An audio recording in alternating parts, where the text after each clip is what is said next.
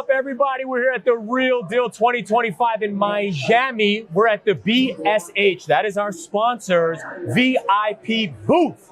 But today I get to talk to someone that you better want to hear, because this gentleman is a part of the change that's occurring in Miami in the office space, which reflects so much of the marketplace. My man, Ryan Holtzman, Executive Managing Director, big swinging, you know what I'm saying, at Cushman, Wakefield. Thank you for coming through, brother. I appreciate having you.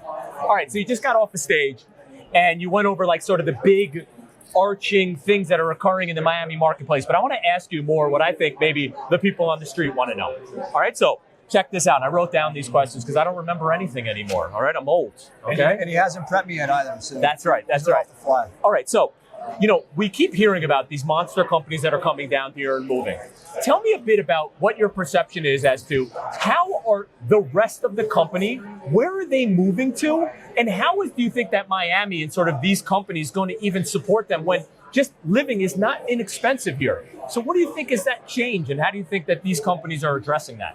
That's a great question. It's a real concern. Obviously, the decision makers and CEOs can buy high-end condos, high-end houses on the water. We were just talking about it. Your client, Landau, that one of the principals just bought like the penthouse. But what about like the me and you there? You know, look, the reality is you know, pricing for homes have double, triple, and quadrupled in some areas. So I think we're pushing further south. We're pushing further north. A lot of developments now are on the rail line. Right, we're seeing more multifamily being built on the rail, and now the Metro Rail connects, you know, to Brightline, which connects Aventura, Boca, Palm Beach, and Orlando.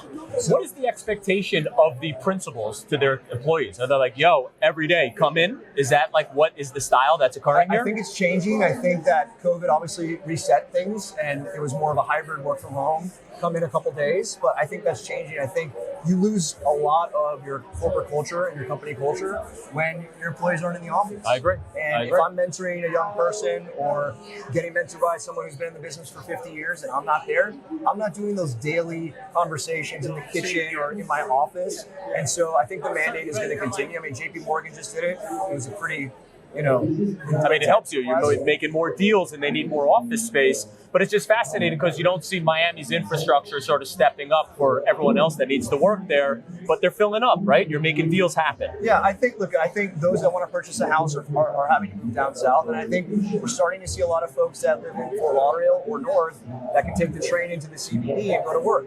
Just like you do in DC, just like you do in Manhattan and other major cities. All right. And by the way, I was fascinated with how you would respond to that because I had no idea. But tell me about this. Here's another trend that I see that I think is super interesting. You have Brickell, which is like financial district in NYC. But now you're seeing, and you're even representing my homeboy Safe and my other homeboy Landau on these deals that are like these, and you called it, I thought it was fascinating, a jewel box. So tell me about these secondary markets, or why do you think that they're creeping up and why they're so successful? Well, first, they're easier to finance. It's not a humongous building that needs an anchor tenant for 40%, right? Just like what happened with One Brickell City Center. They needed 40 to 50% pre-leasing in order to get out of the ground. You don't need that there. And I think a lot of developers in these jewel box style buildings in these peri-urban locations, the best areas of Miami, are going spec because they know the demand is there and they'll take the risk. So that's fascinating, right? Maybe our audience doesn't know, but spec is you don't even know who your client is going to be, but you're going to capitalize it. That's correct. So let's talk about that for a second, because people are always interested. So now on these other projects, what yield are they underwriting to? What is the expectation? And then how hard is it to raise the capital, not just in the debt markets, which is probably risk-adjusted return, but what about everything else? How are they getting the money in the LP, in the mid-market space, when we know there's such a dearth? I can't really comment or opine on the rate of return, but I can tell you that because of how fast market rents have moved, like again, as I mentioned on the panel, 830, we started at 70 gross, then we did 82, 85, 90, 95, 100, 110, 130, 150, 190, 225, and 250 within just a few years. So tide raises all ships, right? So everything on Brickell started rising, right? And a lot of these developers couldn't pencil an office at 60, 70 bucks a foot.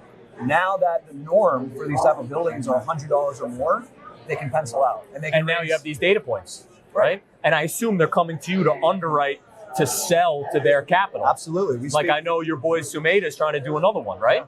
So he's also probably coming to you for that, but it's the existing asset that you were able to execute on that's probably providing that credibility today to get the money. And to answer your question, there's a lot of family offices from LATAM, a lot of family offices from the Northeast that are willing to, go into a real estate deal and a development deal. And you were saying because it's such a small space, the dollar per square foot goes up because they just want exclusivity and to leave me alone, I assume, right? They don't want to be in some monster building, right? It's a blip on their income statement and balance sheet. I mean, they want the best. They want to be able to hire the best. They want the best amenities. They want balconies. They want rooftops. They want the best restaurants. And they want to be able to be very close to their office where their home is. That's a huge, huge push. Right, because the infrastructure of driving just kind of sucks, no? Or even tell me this just anecdotally. Some of them, are they taking a boat into the office? Is that true? Some will. Yes. Some will. I mean, that's like, I was speaking with Lando on his project in Bay Harbor Island. He's like, we got 7 boat slips. I'm like, people are going to take their boat in? 100%. When we release, and that's going to happen, and that building is going to crush. I mean, we're going to lease up the whole building. And it's a very unique offering. I mean, the majority of the groups at 8:30, the first question was, how can I get my boat to the building? Is there a helicopter pad? It's insane. Yeah, it's insane. So you touched on something that I am fascinated about. Each marketplace that you see office will bring a different amenity package. What do you think is like a standard must happen in sort of even in the big projects or in the jewel boxes that is an amenity package that's projecting what's going to happen in the next 2-3 years in Miami? Sure, that's a great question. I think, look, when these folks are willing to pay the rent, something has to go with it, right? So there's a hospitality, there's a lifestyle, there's outdoor balconies, fresh air, there's rooftop restaurants, right, where people can bring their clients, and it's a day in the life. You want to be able to give your employee the best day in the life possible, from getting coffee downstairs early morning to going to the gym, to working all day, going outdoors, coming back to the office, grabbing dinner in the surrounding area. So it's really a lifestyle that you want to deliver in an office. So that's really interesting. So that ties into Miami's F&B culture. Are you saying that you think that there'll be a massive opportunity for like an F&B operator to bring that luxury to these buildings that normally they had restaurants, they had nightclubs, but now there's like, oh, can we partner with them in order to drive value? It's already happening. San Ambrose leased at the Fifth. They're here in Florida, but they're new to Miami. In Coconut Grove, there's a Michelin star restaurant. In the one in Bay Harbor, did that Bond? Yeah. Is it Bond Street? Yeah. Isn't that wild? It's incredible. And they want to be here because the folks that have moved down here, they're used to those style restaurants. They go to those in New York, in Chicago, in LA, in San Francisco. And they want some familiarity, right? It helps a lot. It's awesome. So before we bounce, because we don't have too much time, so tell me about you. Like, how did you get down here? How long have you been here? Did you grow up here? And now you're this massive monster down here because now office has changed. So tell me a little bit about you. I'm born and raised in Miami. Really? Went away from college, came back. Where'd you go to school? To high school or to college? College. Florida State. But you're really a Florida guy. I am a Canes fan. But I'm a Canes fan for the record. and we don't need to talk about that now. Of course. But I grew up in Coral Gables. Raising 3 kids now in Coral Gables, and it's been incredible. I mean, pre-pandemic was great. I mean, our business was growing.